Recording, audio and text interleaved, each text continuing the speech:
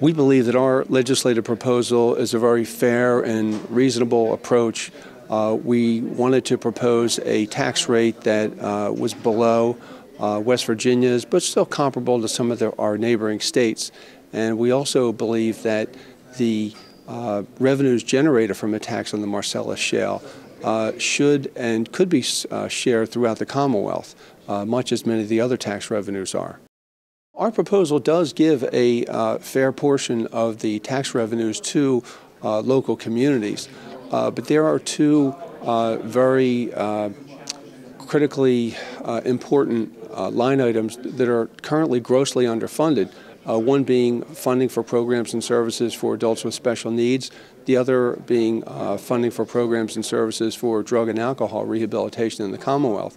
And we share the governor's concern that we don't want to see the tax revenues just dumped into the general fund and disappear into the black hole in Harrisburg.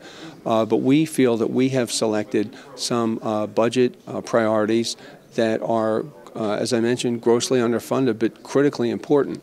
And the one very close to my heart, being adults with special needs, is something that if we don't fund properly, we are going to be moving back into the days of Pennhurst and Bybury State Hospital.